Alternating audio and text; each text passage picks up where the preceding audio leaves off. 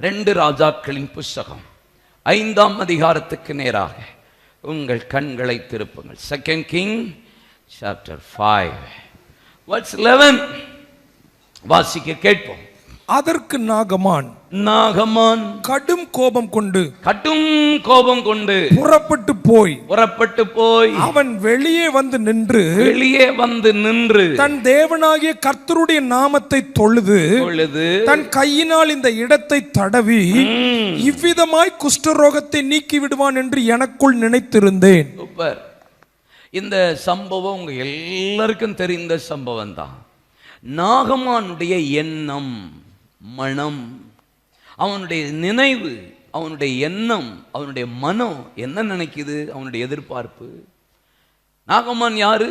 சீரிய படை தளபதி. 1ஆம் வசனத்தை பாருங்க. 5ஆம் அதிகாரம் 1ஆம் வசனம். பராக்கிரமசாலி, எண்ணிக்கைக்கு உடையவன், சீரிய தலைவன், படைத்தளபதியா இருந்தவன். பாருங்க, சீரியாவுக்கு ரட்சிப்பை கட்டளையிட்டானா. யாரு சொல்றா?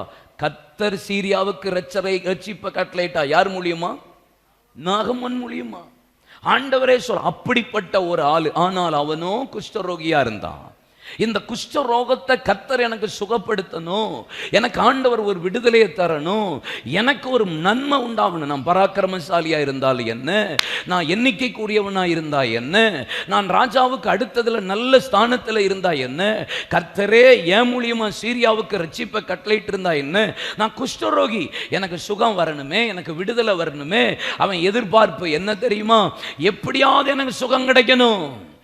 அப்ப சுகத்துக்காக இஸ்ரவேல்ல ஒரு தீர்க்கதரிசி இருக்கிறார். அந்த தீர்க்கதரிசிட்ட போவோன்னு சொல்லி அந்த தீர்க்கதரிசிட்ட போறான். அங்க எலிசா தீர்க்கதரிசி வெளியே வந்து தடவி என்ன பூசி அப்படி ஜெபம் பண்ணி அவரை அப்படி சுகப்படுத்தணும்னு நினைச்சிட்டு இருந்தான். அவன் எதிர்பார்ப்பெல்லாம் தொடணும், கையை வைக்கணும். பல நேரம் உங்களுக்கு அப்படிதான் இருக்கும். ஊழியக்காரன் தொட்டா போதும், என் பேரை சொல்லிட்டா போதும், கர்த்தர் மெனக்கிட்டு தொட மாட்டார். பார்த்துருக்கீங்களா? நீங்க நினைச்சிட்டே இருப்பீங்க, தீர்க்கதரிசி யாராவது என் பேரை இன்னைக்கு என் பேரை சொல்ல, அன்னைக்கு தான் பாருங்க உங்க பேரே வராது. உங்க எதிர்பார்ப்பு அது. ஆனா ஆண்டவர் உங்களை வச்சு எதிர்பார்க்கிற முடிவை காட்டிலும் எதிர்பார்க்கறதுக்கு மேல கர்த்தர் உங்களுக்கு முடிவை தரணும் தான் ஆண்டவர் விரும்புகிறார். நமக்கு சில நேரம் அப்படிதான் இருக்கும். தொட்டுட்டா போதும், இல்லை கை வச்சா போதும். எவ்வளவு 12 மணி நேரம் ஜெபம் பண்ணினாலும் அந்த ஊழியக்காரர் என்ன ஒரு விஷயம் தொட்டுட்டா போதும் தான் நம்ம நினைப்போம். பார்த்துருக்கீங்களா? பல பேருடைய எக்ஸ்பெக்டேஷன் அதுவாத்தான் இருக்கிறது. நாகமானுடைய எதிர்பார்ப்போம், இந்த தேவ மனிதன் என்னை தொட்டு சுகமாக்கினார், நான் விடுதலை ஆவேன் என்று நினைத்து கொண்டிருந்தான். அவனுடைய எண்ணம், அவனுடைய மனம் இப்படி நினைத்து கொண்டிருந்தது. ஆனால் ஆண்டவரோ அவனுக்கு அந்த சுகத்தை தரல. வேதவசனத்தை வாசித்து பாருங்க, கர்த்தர் அவனுக்கு எப்படி சுகம் கொடுத்தா. அதே 2 ராஜாக்களின் புஸ்தகம் 5ஆம் அதிகாரம் 14ஆம் வசனம். அப்பொழுது அவன் இறங்கி தேவனுடைய மனுஷன் வார்த்தையின்படியே யோர்தானின் 7 தரம் மூழ்கின போது அவன் மாம்சம் ஒரு சிறு பிள்ளையின் மாம்சத்தை போல மாறி அவன் சுத்தமானான். எப்படி? அவன் நினைச்சது ஒண்ணு, ஆனா தீர்க்கதரிசி சொல்றாரு, நீ ஜஸ்ட் குளி, ஸ்நானம் பண்ணு போதும்பா அப்படிங்கிற. குளிக்க மாட்டியால? எவ்வளவு நாள் சண்டே சர்வீஸ்க்கு மொத்த கழுவிட்டு வருவேன், குளிக்கவே மாட்டியா? பல பேருடைய புடவைகள் எல்லாம் பல வருஷமாக கலட்டி போட வேண்டியது, அயன் பண்ண வேண்டியது, உள்ளே தூக்கி வைக்க வேண்டியது. என்றைக்காவது துவைத்தது உண்டா? என்றைக்காவது ஒரு நாள் குளித்தது உண்டா? பல பேர் பல நாளாக குளிக்கிறதும் கிடையாது. சென்ட் அடிச்சிடறோம், மேக்கப்பை போட்டுறோம், தெரிய மாட்டுக்கு இப்ப யாரு என்ன முதல்ல இருக்காங்க. ஒரு தீர்க்கதரிசி சொல்றான், ஜஸ்ட் ஸ்நானம் பண்ணு, சிம்பிளான விஷயம். அற்பமான காரியத்தை கொண்டு ஆச்சரியமான காரியங்களை தேவன் செய்கிறவர். அற்பமா தான் நினைப்போம். நம்ம எதிர்பார்க்கிறது தொட்டு தடவி எதிர்பார்த்து எனக்கு சுகத்தை கொடுப்பார், மண்டையில கையை வைப்பார், என் பேரை சொல்லுவார், தீர்க்க தரிசனம் சொல்லி அற்புதம் நடப்பார். ஆனா ஆண்டவர் நம்ம எதிர்பார்க்கிற வழியில நமக்கு சுகத்தை கொடுக்கிறவர் அல்ல. எதிர்பார்க்கிறதற்கு மேல சிலதெல்லாம் அற்பமா நினைச்சிருப்போம்ல, அந்த அற்பமான காரியத்தை கொண்டு ஆச்சரியமான அற்புதங்களை செய்கிறவர் நம்முடைய ஆண்டவர். ஆமென். ஆமா, மனம் எப்படி இருந்தது? இதுல சுகம் கிடைச்சிரும், இதுல அற்புதம் கிடைச்சிரும். இன்னொரு 4 காரியத்தை சொல்றேன், வேகமா நீங்க குறிச்சுக்கோங்க. என்ன? 1 வாசிப்போமா? 2 ராஜாக்கள் 5ஆம் அதிகாரம் 5ஆம் வசனம். அப்படியே அவன் தன் கையிலே 10 தாலந்து வெள்ளியையும், தன் கையிலே 10 தாலந்து வெள்ளியையும், 6000 சேக்கல் நிறை பொன்னையும், 10 மாற்று வஸ்திரங்களையும் எடுத்து கொண்டு போனான். இப்ப இவன் எதிர்பார்ப்பு எப்படி இருக்கு தெரியுமா? கையில பொண்ணு, வெள்ளி, பணம், எல்லா மாற்று வஸ்திரத்தையும் எடுத்துட்டு போறான். அப்படின்னா முதல்ல நான் சொன்ன மனம், இப்ப இவன் கையில பணம்.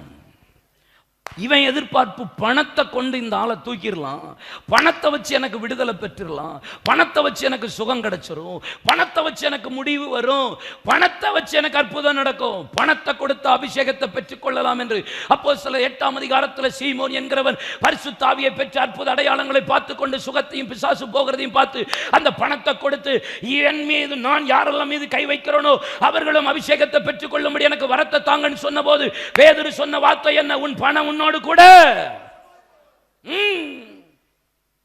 பணத்தினால நீ எல்லாத்தையும் வாங்கிக்கலாம் நினைக்கிறியா? பணத்தினால முடிவல்ல. பிரசங்கி 10:19 சொல்லுகிறது, பணமோ எல்லாவற்றுக்கும் உதவும். பிரசங்கி 5:10 வாசித்து பாருங்க. பணப்பிரியன் பணத்தினால திருப்தி அடைவதில்லை, செல்வப்பிரியன் செல்வப்பெருக்கினால திருப்தி அடைவதில்லை, இதுவும் மாயையே. பணத்தை வச்சு முடிவு வந்துரும்னு நீங்க நினைச்சீங்கன்னா இன்றைக்கு மனம் திரும்பணும். கர்த்தர் நம்மை பணத்தை வைத்து முடிவை கொடுக்கிறவர் அல்ல. பணத்துக்கு மேல ஒருவர் நமக்கு உண்டு. அவர் மீது வைக்கிற நம்பிக்கை மட்டுமே எனக்கு எதிர்பார்க்கிறதற்கு மேல தேவன் முடிவை தருவார். பணம் உதவும். எபிரேயர் 13ஆம் அதிகாரம் 5ஆம் வசனத்தை வாசித்து பாருங்க. நீங்கள் பண ஆசை இல்லாதவர்களாய் நடந்து, எப்படி பணம் உங்களுக்கு போதும் என்று, எப்படியா உங்களுக்கு இருக்கிறவைகள் போதும் என்று எண்ணுங்கள். கர்த்தர் உன்னை விட்டு விலகுவதும் இல்லை, உன்னை கைவிடுவதும் இல்லை. இது 5ஆம் வசனம். ஆனா 4ஆம் வசனம் பாருங்க. விவாகம் யாவருக்குள்ளும் கனமுள்ளதா இருக்கிறது. 4, 5 சேர்த்து தான் வாசிக்கணும்.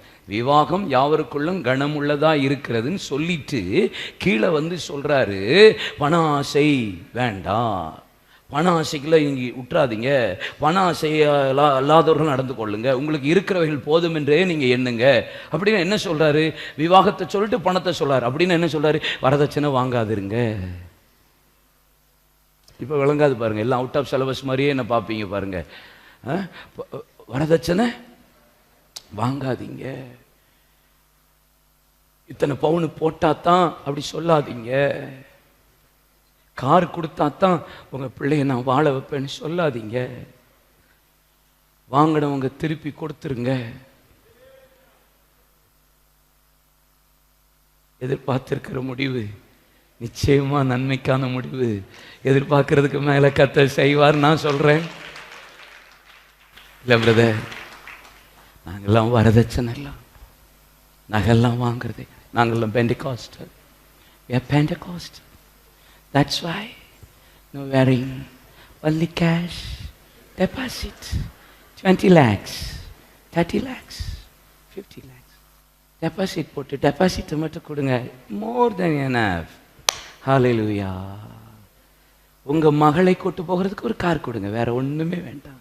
நான் போல உங்க மக இருக்கிறதுக்கு ஒரு ஏசி கொடுங்க, வேற ஒண்ணுமே வேண்டாம். உங்க மக கஷ்டப்படக்கூடாதுன்னு ஒரு ஒரு ஒரு சின்ன வாஷிங் மிஷின் வாங்கி கொடுங்க, வேற என்னங்க வேணும்? நானா உங்க பிள்ளை தான். உன்னை விட்டு விலகுவதும் இல்லை, உன்னை விட்டு இயேசுவே. எங்க சபை மவுண்ட் சபையில எங்க பிள்ளைகள் யாருமே வரதட்சணை வாங்கக்கூடாது ஆண்டவரே. ஏசப்பா, இந்த பிள்ளைலாம் அல்லையா சொல்ல மாட்டேக்கே, பயமா இருக்கே ஆண்டவரே. ஏசப்பா மன்னிச்சிருங்கப்பா, ஏதாவது குற்றம் குறைவு இருந்தா எங்களுக்கு கிருபையா மன்னிங்க. வாங்கின எல்லா பிள்ளைகளும் திருப்பி கொடுப்பார்களாக. என்ன தெரிய மாட்டுக்கே, இல்லை ஏதாவது என்கவுண்டர் ஒன்று பண்ணி வச்சிருக்கீங்களாடா எனக்கு தெரியாம? தோத்துறா ஏசப்பா கிருபை. என் மகனுக்கு நான் சொன்னேன், நான் வாங்க மாட்டேன் ஆண்டவரே, வாங்க மாட்டேன். என் மகளுக்கு சொன்னேன், நான் கொடுக்க மாட்டேன். என் மகனுக்கு சொன்னேன் வாங்க மாட்டேன், என் மகளுக்கு சொன்னேன் கொடுக்க மாட்டேன். கர்த்தர் எனக்கு அப்படியே செஞ்சார். அப்படி 2 குடும்பத்தையும் கர்த்தர் தந்தார். நம்மளா கொடுக்கறது வேற என்ன, நம்மளா செய்யலாம், நம்ம ஆசைக்கு என்ன வேணா நம்ம பிள்ளைக்கு செய்யலாம். ஆனா டிமாண்ட் இருக்கவே கூடாது. இல்லையா சொல்லுங்க. பணத்தினால அவன் சொல்றான் பாருங்க, பொண்ணு வெள்ளி மாற்று வஸ்திரம் பணம் எல்லாத்தையும் கொண்டு போய் எலிசாக்கு முன்னாடி நின்றுட்டு முடிவு வரும்னு நினைக்கிறான். மனம் உனக்கு புதிதாகிறதுனால நீங்கள் மறுரூபமாக வேண்டும். அதுவே நீங்கள் செய்யத்தக்க புத்தியுள்ள ஆராதனை, நன்மை பரிபூர்ண சித்தம் இன்னதென்று பகுத்தறியத்தக்க உங்க மனசு தான் புதிதாகணும். மனம் நினைக்குது என்ன தொட்டு ஜெபம் பண்ணுவான்னு. இல்லை, நீ மாறணும். அதுல முடிவு இல்லை. 2வது ஆண்டு சொல்லுகிறார், பணத்துல முடிவு இல்லை. பணத்தை வச்சு நீங்க முடிவை பெற்றுக்கொள்ளலாம் என்று நினைத்தார். இன்னைக்கே கர்த்தர் நம்மை பார்த்து சொல்லுகிறார், ஆண்டவர் மனம் திரும்பும்படி நம்ம இடத்துல விரும்புகிறார். பணம் அல்ல. 1 தீமோத்தேயு அதனுடைய 6ஆம் அதிகாரம் 10ஆம் வசனம், பண ஆசை எல்லா தீமைக்கும் வேறு. ஊழியத்தை பணத்தை வச்சு, ஊழியக்காரன பணத்தை வச்சு, நோ, பணத்தை வச்சு என்ன பண்ணிடலாம். பரலோகத்தை போக முடிகிறது, பணத்தை வச்சு போக முடியாது. பணத்தை வச்சு முடிவை வாங்கிடலாம், பணத்தை வச்சு பதவியை வாங்கிடலாம், பணத்தை வச்சு சுகத்தை வாங்கிடலாம். நோ நோ நோ, பணத்தை வச்சு முடிவு வந்துடுமா? Never, certainly no. பணம் அல்ல முடிவு, கர்த்தர் தான் உங்களுக்கு முடிவை தருகிறவர். மனம், பணம். 2வது ஆண்டவர் என்ன சொல்றா? அதே 2 ராஜாக்கள் 5ஆம் அதிகாரம் 5ஆம் வசனம் 6ஆம் வசனம் முன்பகுதி 6ஆம் வசனம் வாசிப்போம். அப்பொழுது சீரியாவின் ராஜா, இங்க பாருங்க, ராஜா நல்லது போகலாம், இஸ்ரவேலின் ராஜாவுக்கு நிருபம் தருகிறேன் என்றார். ராஜாவுடைய லெட்டர் என் கையில. அடுத்தது இஸ்ரவேலின் ராஜாவினிடத்தில் அந்த நிருபத்தை கொடுத்தான். அதிலே, இந்த நிருபத்தை உம்மிடத்தில் என் ஊழியக்காரனாகிய நாகமான் கொண்டு வருவான். நீர் அவன் குஷ்டரோகத்தை நீக்கிவிட அவனை உம்மிடத்தில் அனுப்புகிறேன் என்று எழுதியிருந்தது. அடுத்தது அப்படியே நாகமான் தன் குதிரைகளோடும் தன் குதிரைகளோடும் தன் ரதத்தோடும் எலிசாவின் வாசற்படியில நின்றான். மனம், பணம், இப்ப பலம். பலத்தை காட்டுறான். என்ன பலம்? நான் ராஜாட்ட நிருபம் வச்சிருக்கேன், ராஜாவுடைய லெட்டர் வச்சிருக்கேங்க. சும்மா இல்ல. யார்கிட்ட ரெக்கமெண்ட் இருக்கு தெரியுமா? பலம். என் கூட யார் இருக்கா தெரியுமா? எனக்கு இந்த ஊர்ல எத்தனை பேர் தெரியுமா? இன்னைக்கு இந்த உலகத்துல பல பல ரவுடிகளை, பல பல பெரிய பெரிய ஆட்களை தெரிஞ்சுக்கிட்டு அவங்கள பத்தி சொல்றதே நமக்கு பெருமையா இருக்கு. எனக்கு அவரை தெரியுமா? அதுல என்னங்க பெருமை? அதுல என்ன பெருமை இருக்கு? எனக்கு இதெல்லாம் தெரியாது. எனக்கு வானத்தையும் பூமியை உண்டாக்கின ஒருவரை தெரியும். அவர் தான் எனக்கு பலமா இருக்கிறார். ஏன்னா என்னை பலப்படுத்துகிற கிறிஸ்துவினால் எல்லாவற்றையும் எனக்கு செய்ய பலன் உண்டு. வாழ்ந்திருக்கும் தெரியும், தாழ்ந்திருக்கும் தெரியும், எவ்விடத்திலும் எல்லா இடத்திலும் மனரமியமா இருக்க கத்து கொடுத்திருக்கிறார். I can do all things through Christ who strengthens me. எனக்கு அந்த பலம் தான் தெரியும். அவன் குதிரை பலத்தை பேசுறான், ரதத்தின் பலத்தை பத்தி பேசுறான். அவன் பேசுற பலம் பயங்கரமா இருக்கு. அன்பிலீவபிள் ஸ்ட்ரென்த்தை பத்தி பேசுறான். ராஜாவுக்கு தெரியாலு, நான் எண்ணிக்கைக்குள்ளவன், பராக்கிரமசாலி, சரீரத்திலும் பராக்கிரமசாலி. என் கூட இருக்கிற சீரிய ராஜா விளையாட்டு கிடையாது. இஸ்ரவேல், இங்க பாருங்க, இஸ்ரவேல் தேசம் சின்னதுதான், ஆனா கர்த்தர் தான் உங்களுக்கு பலனா இருந்தார். இஸ்ரவேல் தேசத்தை விட பாபிலோன் ராஜ்யம் பெருசு, எகிப்து பெருசு, அசீரிய சாம்ராஜ்யம் பெருசு. அவ்வளவு பெரிய ஸ்ட்ரென்த். அந்த பலனை காட்டுறான், குதிரை, ரதம். நீ பட்டயத்தோடும் ஈட்டியோடும் வருகிற, நீ இதனாலதான் ஜெயிச்சிடலான்னு உன் ஸ்ட்ரென்த்தை காட்டுற. நீ பட்டயத்தோடும் ஈட்டியோடும் ரட்சிக்கிறவர் அல்ல. நீ நிந்திக்கிற இஸ்ரவேலின் ராணுவங்களின் தேவனாகிய சேனைகளின் கர்த்தருடைய நாமத்துல நான் வர்றேன். என் ஸ்ட்ரென்த் வேற எங்கேயோ இருக்கு. பட்டயத்தினால ஈட்டினாலே கர்த்தர் ரட்சிக்கிறவர் அல்ல. என் ஸ்ட்ரென்த் என் ஆண்டவர் மீது இருக்கிறது. பலம் நான் யார் தெரியுமா? என்கிட்ட எவ்வளவு இருக்கு தெரியுமா? என்ன பலம்? குதிரை பலமா, அந்த பலமா, இந்த பலமா? யோசிச்சு பாருங்க. சகரியா 4:6 தீர்க்கதரிசி ஒரு வார்த்தை சொல்லுகிறார். என்ன சொல்லுகிறார்? பலத்தினாலும் அல்ல, பராக்கிரமத்தினாலும் அல்ல, என்னுடைய ஆவியினாலே ஆகும். பெரிய பர்வதமே, நீ எம்மாத்திர செருபாவேலுக்கு முன்பாக சமபூமி ஆவார். அவன் தலைக்கல்லை கொண்டு வருவான், அதற்கு கிருபை உண்டாவதாக, கிருபை உண்டாவதாக ஆர்ப்பரியுங்கள். அவனே இதை அஸ்திபாரம் போட்டான், அவனே இதை கட்டி முடிப்பான். ஏன் இந்த வசனத்தை தீர்க்கதரிசி செருபாபேலை பார்த்து சொல்றார்? ஏன்னா செருபாபேல் நினைச்சது என்ன தெரியுமா? இஸ்ரவேல் ஜனங்கள் எகிப்திலிருந்து அங்க பாபிலோனிலிருந்து விடுதலை பெற்று வெளியே வந்த உடனே ஏறக்குறைய 92 லட்சம் பேர் விடுதலையானாங்க.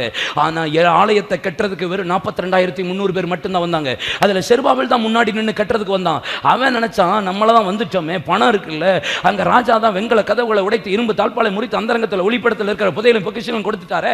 அதனால என்ன, நமக்கு பணம் இருக்கு, ஆள் இருக்கு, நம்ம ஈஸியா கெட்டிரலான்னு அவன் மாம்சத்துல நினைச்சனால தான் ஆண்டவர் செருபாபேலை பார்த்து சொல்றார், பலத்தினால கிடையாது, நீ செஞ்சிடலான்னு நினைப்ப, அதெல்லாம் கதையே ஆகாது. நீ ஒன்ன மாத்தாம உன் பலத்துல ஒரு கதையும் நடக்காது, என்னுடைய ஆவியினாலே மாத்திரம்தான் ஆகும். மனம், மனம், பலம். 4வது 2 ராஜாக்கள் 5:10-11 வாசிக்க கேட்டு. அப்பொழுது எலிசா அவனிடத்தில் ஆள் அனுப்பி, நீ போய் யோர்தானில் 7 தரம் ஸ்நானம் பண்ணு, அப்பொழுது உன் மாம்சம் மாறி நீ சுத்தமாவாய் என்று சொல்ல சொன்னான். அதற்கு நாகமான் கடும் கோபம் கொண்டு, பார்த்தே பாருங்க, கடும் கோபம் கொண்டு புறப்பட்டு போய் அவன் வெளியே வந்து நின்று தன் தேவனாகிய கர்த்தருடைய நாமத்தை தொழுது தன் கையினால் அந்த இடத்தை தடவி, இவ்விதமாய் குஷ்டரோகத்தை நீக்கி விடுவான் என்று எனக்குள் நிலைத்திருந்தேன். மனம், பணம், பலம்,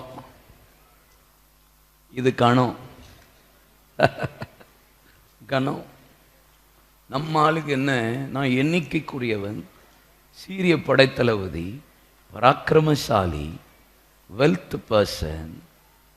இந்த பயலுக்கு ராஜாவின் நிருபத்தை கொடுத்து இவன் வெளியே வந்து என்கிட்ட தடவி எனக்கு சோகம் கொடுப்பார் நினைச்சா, அட்லீஸ்ட் இவராவது வந்து கூலின்னு சொல்லியிருக்கலாம்ல.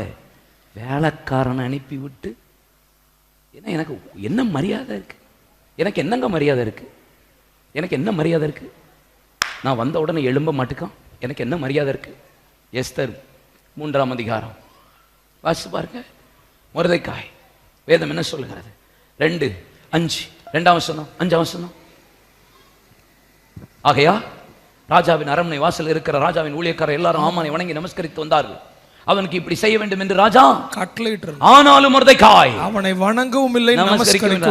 5ஆம் வசனம். அவன் மொர்தெக்காய் தன்னை வணங்கி நமஸ்கரியாததை கண்டபோது,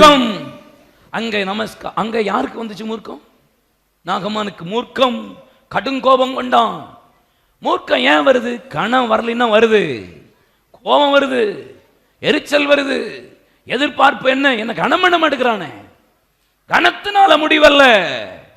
என்ன கணம் பண்ணினா இல்ல, அவரை கணம் பண்ணினா கர்த்தர் உங்களை நல்ல ஒரு முடிவை தருவார். கர்த்தர் யார கணம் பண்ண சொல்றாரு? நம்ம எதிர்பார்க்கறதெல்லாம் கணம். என்ன மதிக்கிறது இல்லை. இப்ப நீங்க ஏன் எதிர்பார்க்குறீங்க? உங்க வாழ்க்கையை பார்த்து உங்களை மற்றவங்க கணம் பண்ணணும், உங்க ஜீவியத்தை பார்த்து மற்றவங்க கணம் பண்ணணும், உங்க நடக்கையை பார்த்து மற்றவங்க உங்களுக்கு முன்னாடி எழுந்து நிற்பாங்க. உங்க வாழ்க்கை, உங்க ஜீவியம், உங்க ஜெபம், உங்க பரிசுத்தத்தை பார்த்து மற்றவங்க உங்களை கணம் பண்ணுவாங்க. நாகமானுடைய எதிர்பார்ப்பு எப்படி? என்ன அவன் கணம் பண்ணல, நான் கணம் கொடுப்பான்னு நினைச்சேன், வெளியே வருவான்னு நினைச்சேன். அட்லீஸ்ட் வீட்டுக்குள்ளேயே உட்காந்துட்டு வேலைக்காரன் அனுப்பி விட்டு போய் குழின்னு சொல்றான். இது என்ன கணக்கு? கொஞ்சம் கூட மரியாதை இல்லை அவனுக்கு. கணத்தினால முடிவா? என்ன கணம் பண்ண மாட்டுக்காங்க. என்ன நீங்க ஏன் எதிர்பார்க்குறீங்க? பல பேர்லாம் கணத்தை எதிர்பார்த்து வாழ்க்கை பாதி போச்சு. எதிர்பார்க்காதீங்க, நீங்க கணத்தை எதிர்பார்க்காதீங்க. எதிர்பாராத விதத்துல கர்த்தர் உங்களுக்கு முடிவை தருவா. மல்கியா தீர்க்க தரிசன புஸ்தகம் 6ஆம் அதிகாரம் வேதம் சொல்லுகிறது, என்னை கணம் பண்ணுகிறவர்களை நான் கணம் பண்ணுவேன். நான் பிதாவானால் எனக்குரிய கணம் எங்கே? நான் எஜமானனானால் எனக்கு பயப்படுகிற பயம் எங்கே? நீங்க கணம் பண்ண வேண்டியது கர்த்தரை. நீங்க ஏன் எதிர்பார்க்கிறீங்க? பல பேருக்கு அப்படித்தான். எக்ஸ்பெக்டேஷனே இருக்கக்கூடாது. அவன் எதிர்பார்ப்பு என்னது? கணத்தினாலே முடிவு வரும் என்று. பணம் உங்களுக்கு முடிவு வராது, உங்க எண்ணம் மனம் உங்களுக்கு முடிவு கொண்டு வராது, உங்க பலம் உங்களுக்கு முடிவு கொண்டு வராது, கணமும் உங்களுக்கு முடிவு வராது. அல்லேலூயா சொல்லுங்க. கணம் கணம். வேகமா போறேன். 2 ராஜாக்கள் 5:12 13 12 மட்டும் வாசிப்போம். 12 2 Kings chapter 5 verse 12. நான் ஸ்நானம் பண்ணி, பாருங்க, நான் ஸ்நானம் பண்ணி சுத்தமாகிறதற்கு இஸ்ரவேல் தண்ணீர்கள் எல்லாவற்றிலும் பார்க்கிலும் தமஸ்குவின் நதிகளாகிய ஆப்னாவும் பர்பராவும் பர்பாரும் நல்லதல்லவோ என்று சொல்லி உக்கிரத்தோட திரும்பினான். மனம், பணம், பலம், கணம், வளம். சொல்லுங்க, வளம். என்ன வளம்? ஊர் பெருமை பேசுறான். ஊர் பெருமை. யோர்தான் என்ன கூவத்தில் குளிக்க சொல்றியா? ஓய், எங்க ஊர்ல என்னென்ன நதி இருக்கு, என்னென்ன ஆறு ஓடிக்கிட்டு இருக்கு, நிறைய யோர்தானில் போய் குளிச்சுட்டு என்ன போக சொல்றீரு? எங்க ஊர் வளம் எப்படி தெரியுமா? பெருமை. பெருமை. நான் இப்ப எப்படி பெரிய ஆளாயிட்டேன் தெரியுமா? பெருமை. நான் இப்ப எத்தனை பேர் வேலைக்கு வச்சிருக்கேன் தெரியுமா? பெருமை. எவ்வளவு பெரிய கம்பெனி வச்சிருக்கேன் தெரியுமா? பெருமை. எத்தனை பேர் என்கிட்ட வேலை பார்க்குறாங்க தெரியுமா? பெருமை. நான் எத்தனை வண்டி வச்சிருக்கேன் தெரியுமா? பெருமை. எவ்வளவு படிச்சிருக்கேன் பார்த்தீங்களா? பெருமை. எத்தனை வீடு வச்சிருக்கேன் தெரியுமா? பெருமை. எத்தனை நாட்டுக்கு ஊருக்கு போயிட்டு வரேன் தெரியுமா? பெருமை. பெருமை உள்ளவனுக்கு தேவன். உன் வளத்தை பத்தி இங்க பேசாத. வளத்தினால முடிவல்ல. உங்க எதிர்பார்ப்பு எதை வச்சிருக்கிறது? வளம். பெருமை உள்ளவனுக்கு கர்த்தர் எதிர்த்து நிற்கிறார். தாழ்மை உள்ளவனுக்கு தான் கிருபை அளிப்பா. எதை குறித்தும் பெருமை பாராட்டாதீங்க. உங்களை கர்த்தர் இதுவரைக்கும் உயர்த்தி கொண்டு வந்தது தேவனுடைய கிருபை என்பதை உணர்ந்தவங்க மாத்திரம் எப்போதும் கிருபையை சார்ந்து வாழுங்க. மேல போயிட்டா நினைச்சிடாதீங்க, தொப்புன்னு விழுந்துருவோம். கர்த்தர் என்ன உயர்த்தி ஆசீர்வதிக்கிறார். ரொம்ப கவனமா இருக்கணும். humble before God. எப்போதும் தாழ்மைக்கா இருங்க. வேதவசனம் அப்படிதான் சொல்லுகிறது. எரேமியா 48:29 பாருங்க. அவன் மெத்த பெருமைக்காரன். எப்படி? மோவாப்பை பத்தி ஆண்டவர் சொல்லுகிறா. வாசிசேன். எரேமியா 48:29. மோவாப் தேசத்தின் குடிகளே, நீங்கள் பட்டணங்களை விட்டு போய் கண்மலையில் தங்கி குகையின் வாய் ஓரங்களில் கூடு கட்டுகிற புறாவுக்கு ஒப்பாயிருங்கள். அவன் மெத்த பெருமைக்காரன். மோவாபின் பெருமையும் அவன் மேட்டின்மையும் அவன் அகந்தையும் அவன் பெத்தரிக்கத்தையும் அவன் இருதயத்தின் மேட்டிமையும் குறித்து கேட்டிருக்கிறேன். ஏசாயா 9ஆம் அதிகாரம் 10ஆம் வசனத்தை பார்த்து பாருங்க. Isaiah chapter 9 verse 10. எப்ராயிம் மனப்பெருமையும் அகந்தையுமாய் சொல்லுகிற எப்ராய், அகத்தையும் மனப்பெருமையுமாய் சொல்லுகிற எப்ராயிம். உனக்கு எங்க போச்சு பெருமை? அகந்த மனப்பெருமை. எப்ராய், நான் உன்னை பழுகி பெருகி கர்த்தர் உன்னை பூமியை நிரப்ப முடியல, நான் உன்னை ஆசீர்வதிச்சிருக்கிறேன். ஆனா எப்ராயிம்க்கு என்ன வந்துருச்சு? அகந்த வந்துருச்சு, மனப்பெருமை வந்துருச்சு. பெருமை. உன் வளத்தை பத்தி இங்க பேசாத. உங்க படிப்பை பத்தி பேசலாம். படிப்பை பத்தி பெருமையா பேசிக்கிட்டே இருப்பாங்க. தயவு செய்து சொல்றேன், இங்க பாருங்களேன். 2 சாமுவேல் 24ஆம் அதிகாரத்துல பிசாசு தாவீதை ஏவி தேசத்தை லக்கம் பார்க்க வச்சுட்டான். பாத்தீங்களா? அது எதுல வந்துச்சு? நீங்க பெருமை. பேய் எப்ப வேணாலும் நம்மளை ஏவி விட்டுருவான். விளையாட்டு கிடையாது. ரொம்ப கவனமா இருக்கணும். லக்கம் பார்க்கறது தப்பே கிடையாது. என்னாகுமத்தின் புஸ்தகத்தில் லக்கம் பார்க்கலாம். ஆனால் அதுக்கு வேண்டிய பலி செலுத்தணும், அதுக்கு வேண்டிய கர்த்தரிடத்தில் விசாரிக்கணும், அதுக்கு கர்த்தரிடத்தில் உட்கார்ந்து கேட்கணும், அதுக்குரிய பலியை சமாதான பலியை செலுத்தணும். அந்த காணிக்கையை செலுத்தினதுக்கு அப்புறம் நீ லக்கம் பார்த்தீங்கன்னா கர்த்தர் உன்னை ஒண்ணுமே செய்ய மாட்டார். ஆனால் நீ பலி செலுத்துறது இல்லை, கர்த்தர்ட்ட விசாரிக்கிறது இல்லை, ஒப்பு கொடுக்கறது இல்லை, அறிக்கை பண்ணுகிறது இல்லை. டைரக்டா பிசாசு ஏவி விட்டுச்சு. நீ எல்லாத்தையும் எண்ணிப்பாரு, தொழிலை எண்ணிப்பாரு, ஆட்களை எண்ணிப்பார், பணத்தை எண்ணிப்பார், பேங்க் பேலன்ஸ் எண்ணிப்பாரு, உன்கிட்ட இருக்கிற நபரை எண்ணிப்பாரு. பெருமை. பெருமையினால முடிவல்ல, தாழ்மையில தான் கர்த்தர் முடிவை உண்டாக்குகிறவ. எதிர்பார்க்கிற முடிவை எதிர்பாராத விதத்துல கர்த்தர் தரணுமா? பணத்தினாலேயோ பலத்தினாலேயோ கனத்தினாலேயோ வளத்தினாலேயோ அல்ல, தாழ்மையில. அல்லேலூயா சொல்லுங்களேன். ஆமென். கடைசியா ஒண்ணு நம்ம ஜெபம் பண்ணி முடிக்க போறோம்னே. சொல்லுங்க. மனம், பணம், பலம், கனம், வளம். கடைசியில் நான் ஒன்று சொல்லி முடிக்கிறேன். வாசிசம் 2 ராஜாக்கள் 5:13. அவன் ஊழியக்காரர் சமீபத்தில் வந்து அவனை நோக்கி, தகப்பனே, அந்த தீர்க்கதரிசி ஒரு பெரிய காரியத்தை செய்ய உமக்கு சொல்லி இருந்தார், அதை நீர் செய்வீர் அல்லவா? ஸ்நானம் பண்ணும், அப்பொழுது சுத்தமாவீர். குளிச்சிட்டா போதும். ஏயா இந்த முரண்டு பிடிக்கிற? இங்க பாருங்க, பலிகளை பார்க்கிலும் செவி கொடுத்தலே உத்தமம். ரெண்டகம் பண்ணுதல் புள்ளிசூனிய பாவத்துக்கு முரட்டாட்டம் பண்ணுதல் அவபக்திக்கு விக்கிரக ஆராதனைக்கு சரியா இருக்கிறது. நீ கர்த்தருடைய வார்த்தையை புறக்கணித்து தள்ளின விடியால் அவர் உமை ராஜாவா இராதபடி புறக்கணித்து தள்ளினா. 1 சாமுவேல் 15:22-23. ஏன்பா நீ செவி கொடுத்துட்டா போதுமே, கொஞ்சம் சத்தத்துக்கு கொடுத்துட்டா போதுமே. ஒரு சின்ன வேலைக்காரன் வந்து குளிக்க தானையா சொல்றார். ஏயா எத்தனை நாள் நீ குளிக்காம உத்தத்துக்கு போயிருக்கீரு, எத்தனை நாள் குளிக்காம ராஜாவின் சமூகத்துக்கு வந்திருக்கீரு, இன்னைக்கு ஒரு நாள் குளிச்சுட்டாதான் முடிஞ்சத கதை. உம்முடைய எதிர்பார்ப்பு நீர் வந்து பணத்தினால கனத்தினால வளத்தினால பலத்தினால எல்லாத்தையும் கொண்டு நீ செஞ்சிடலாம் நினைக்கிறீ. அது கிடையாதுயா. நீ ஜஸ்ட் செவி கொடும். அவன் கீழ்ப்படிந்தான், ஸ்நானம் பண்ணினான். அவனுடைய மாம்சம் பிள்ளையின் மாம்சத்தை, சிறு பிள்ளையின் மாம்சத்தை போல கர்த்தர் அவனுக்கு சுகத்தை கொடுத்தா. இதுல இருக்கிறதிலே ஹைலைட் என்ன தெரியுமா? 18 வாசிக்க கேட்போம். 18. ஒரு காரியத்தை கர்த்தர் உமது அடியானுக்கு மன்னிப்பாராக, என் ஆண்டவன் பணிந்து கொள்ள. நம்மால மனம், பணம், பலம், கணம், வளம் இப்படி இருந்தாலும் இப்ப கர்த்தர் ஒரு காரியத்தை மன்னிப்பாராக. வாசி.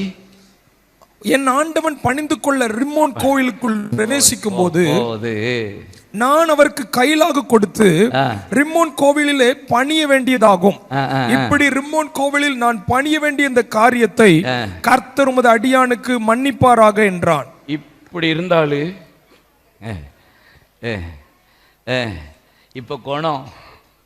இப்ப கோணம் என்ன? இவருங்க ஆண்டவர் உடலை மாற்றணுங்கிறது விருப்பம் அல்ல, உடலோடு சேர்ந்து உங்க உள்ளத்தை மாத்துறது தான் அவருடைய எதிர்பார்ப்பு. கை தட்டுங்க. உங்களுக்கு சுகம் கொடுக்கிறது ஈஸி, உங்களை ஆசீர்வதிக்கிறது ஈஸி, உங்களை உயர்த்துறது ஈஸி, உங்களை மேன்மைப்படுத்துறது ஈஸி, உங்களை அற்புதம் செய்கிறது ஈஸி.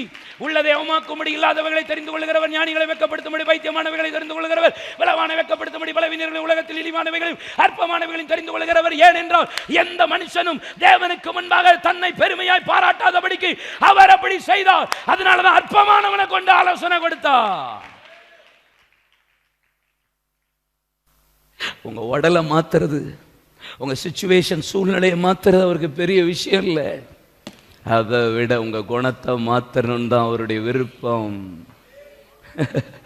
உடலை மட்டுமல்ல, உங்க உள்ளத்தையும், உங்க சூழ்நிலையை மாத்திரமல்ல, உங்க உள்ளத்தையும், உங்க குணத்தையும், உங்களோட ஆட்டிடியூடையும், உங்க கேரக்டரையும் தெய்வீக சுபாவத்துக்கு மாற்றணும்.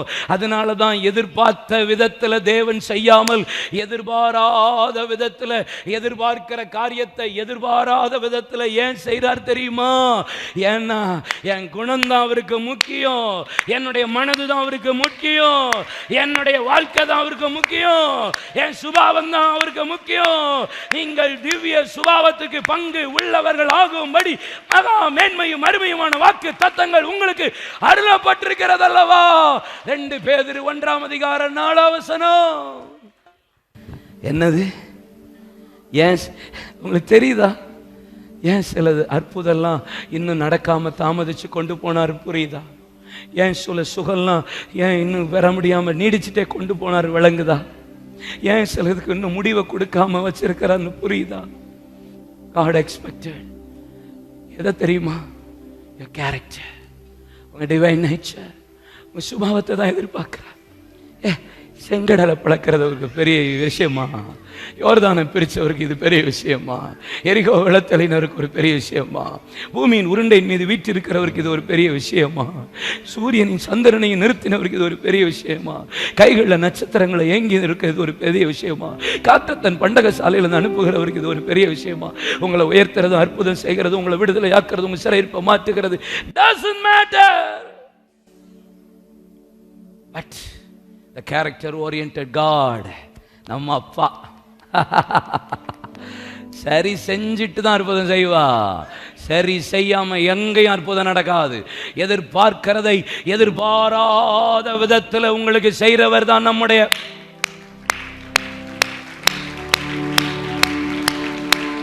expected thing, unexpected way.